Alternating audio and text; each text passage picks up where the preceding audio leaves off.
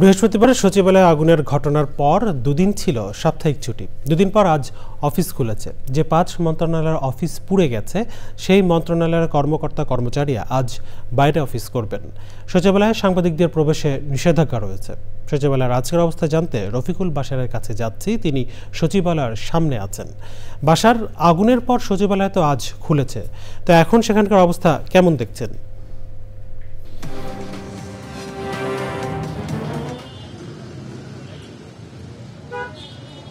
ধন্যবাদ হাসিব। আপনি যেমনটি বলছিলেন যে ৭ নম্বর ভবনটি আপনাদেরকে দেখাই, যেখানে আগুন লেগেছিল, এই ভবনের পুরো ৫টি মন্ত্রণালয় পুড়ে গিয়েছে। আমরা জানি এই ৫টি মন্ত্রণালয় ছাড়াও এই ভবনে যতগুলো মন্ত্রণালয় আছে, এই মন্ত্রণালয়ে যারা চাকরি করেন তাদের কাউকে সচিবালয়ে আজকে ঢুকতে মানা করা হয়েছে। আর অন্য যেসব মন্ত্রণালয় আছে অন্যান্য ভবনের, সেই মন্ত্রণালয়ের কিন্তু যারা আছেন তাদেরকে পাস দেখিয়ে, গলায় পাস ঝুলিয়ে এবং এখানে পাস দেখিয়ে ঢুকতে হচ্ছে।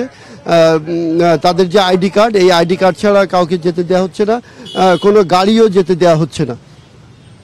সচিবালয়ের ভিতরে যারা কর্মকর্তা কর্মচারী আছেন তাদেরকে ঢুকতে দেওয়া। আমরা যদি একটু দেখি, ৭ নম্বর ভবনের যারা চাকরি করেন এরকম অনেকেই কিন্তু এখানে দাঁড়িয়ে আছেন।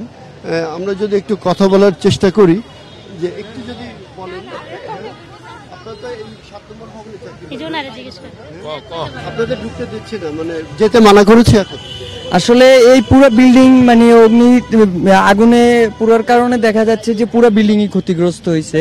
তো এখন আমরা হচ্ছে ৭ নম্বর ভবনের স্টাফ। কোন মিনিস্ট্রিতে? আমি হচ্ছে ডাক ও টেলিযোগাযোগের। তো এখন দেখা যাচ্ছে যে এখানে কোথায় অফিস করতে বলেছে কিছু? আমাদের জিপিওতে অফিস করতে। আসলে আমি পার্মানেন্ট না আর কি, আমি আউটসোর্স। আপনিও কি এখানে? জি, আমি এখানে আউটসোর্সিং এর। ও আচ্ছা, আপনাদেরকে যেতে দিচ্ছে না এখনো? না, যেতে দিচ্ছে না। এখন ঊর্ধ্বতম কর্মকর্তা তারা অনুমতি নিয়ে আসবে। ৭ নম্বর ভবনে যারা আছে লক কেসি গেট আর কি লক করে দিচ্ছে, তো তার জন্য অনুমতি ছাড়া আমাদের প্রবেশ নিষেধ। যেমনটি শুনছিলেন হাসিব, যে এখানে ৭ নম্বর ভবনের যে ৫টা মন্ত্রণালয় এছাড়া অন্যান্য যে অর্থ মন্ত্রণালয় আছে, এখানে অর্থ মন্ত্রণালয় একটা অংশ, তো এই ভবনে যারা আছেন তাদের কাউকে যেতে দিচ্ছে না। আরেকটা বিষয় বলে রাখি যে গত পরশুদিন কিন্তু সচিবালয়ে সাংবাদিকদের প্রবেশের একটা নিষেধাজ্ঞা জারি করা হয়েছে, যে সাংবাদিকরা যারা অ্যাক্রিডিটেশন কার্ড আছে তারা এতদিন সেই কার্ড দেখিয়ে সচিবালয়ে যেতে পারত, সেটা আপাতত স্থগিত রাখা হয়েছে, যে কোনো ধরনের সাংবাদিক এখানে যেতে পারবে না। একই সাথে মন্ত্রণালয় কর্মকর্তা ছাড়াও যাদের পাস ছিল, বেসরকারি ব্যক্তি, তাদের সেই পাসগুলো কিন্তু বাতিল করা হয়েছিল। আমরা স্বরাষ্ট্র মন্ত্রণালয়ের একটি সূত্র থেকে জানতে পেরেছি যে সরকার আলোচনা করছে যে আগামীকাল বা অতি দ্রুত সময়ের মধ্যে সাংবাদিকদের যে নিষেধাজ্ঞা আছে সেই নিষেধাজ্ঞা তুলে দেওয়া হবে এবং সাংবাদিকরা সচিবালয়ে প্রবেশের একটা অনুমতি দেওয়ার নিয়ে আলোচনা চলছে। ইতিমধ্যেই সেই আলোচনা হচ্ছে এবং হয়তো ২-১ দিনের মধ্যে সাংবাদিকদের সচিবালয়ে ঢুকতে দেওয়া হবে বলে স্বরাষ্ট্র মন্ত্রণালয়ের একজন কর্মকর্তা আমাদেরকে জানিয়েছেন। এই ছিল আমার কাছে সর্বশেষ খবর।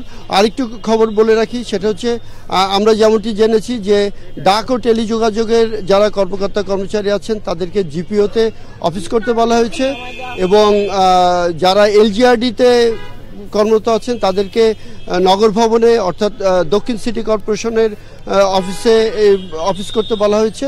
আর অন্যান্য যেসব কর্মকর্তা কর্মচারী আছেন, অন্যান্য যে আরও 3টা মন্ত্রণালয়ের তারা বাইরে যেসব অধিদপ্তর আছেন সেসব জায়গাতেই আপাতত অফিস করবেন বলে জানা গেছে।